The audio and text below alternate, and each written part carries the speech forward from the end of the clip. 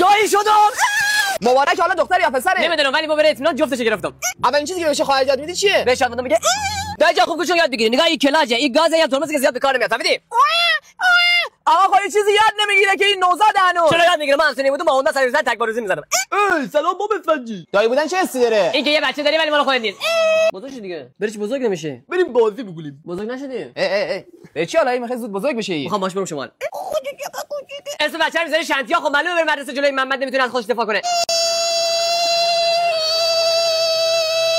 حالا اسم بچه‌ش چی گذاشته؟ نازنین جعفر. دختر یا پسره؟ پسره. خودش چقدر ترکیب گذاشته؟ بگه خالش به رحمت خدا رفته بود، ما که نتونستیم فامیل متقاعد کنیم این پسره. برام اون یه چیزی گذاشتیم که همه راضی باشن.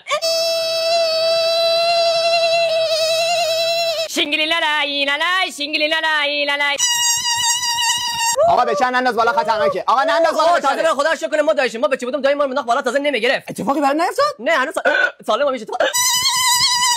تکنولوژی سیسمونی هدیه مادر بزرگ. زمان ما نوزاد از خودش کلا یک دوشک پلاستیکی داشت که اون مال خودش نبود، مال فرزندای بزرگ خانواده بود که شاش میچاش چرخیده بود رسیده بود بهش. الان نوزاد هنوز نیومده. سرویس خواب، کلکسیون اسباب بازی، سرویس چوب و سرویس کالسکه داره. منم خیلی دوست دارم بچه خواهرم وسیله بخرم ولی متأسفانه سیسمونی خیلی گیرونه. از سیسمونی هدیه مادر بزرگ میتونی 0 تا 100 سیسمونی رو پایینتر از قیمت کل ایران تهیه کنی. بیش از 15 سال مسابقه کاری دارن و تماشاگرشون هم در مشهد همینجاست. ما با 30 سال هنوز ماشین نداریم ولی بچه الان لندکروس داریم. اینجا سیسمونی هدیه مادر بزرگ، بزرگترین مجموعه شرق کشور علاوه سیسمونی. هر سیسمونی که واسه نوزادت بخوای اینجا میتونی تهیه کنی. آدرس مشهد ترچی کشاورز نو بعد از چهارراه دوم سمت راست پلاک 1. اینجا پکای آماده دارن. پک 100 تیکه که هر چیزی واسه نوزاد لازم داری رو داره. فقط و فقط این پک 29900، این پکشون 39900 و این پکشون 49900. هر چیزی که نوزادت بخواد از سرویس خواب، سرویس کالسکه، لباس، سرویس چوب همه رو داره. اینجا طبقه لباس و سرویس خوابشونه. آقا واقعا یک نوزادی همه وسایل استفاده میکنه؟ فکر نکن. هر هفته هم جشنواره تخفیف دارن. برای اطلاعات بیشتر پیش میذارم تو کپشن دنبال کنید.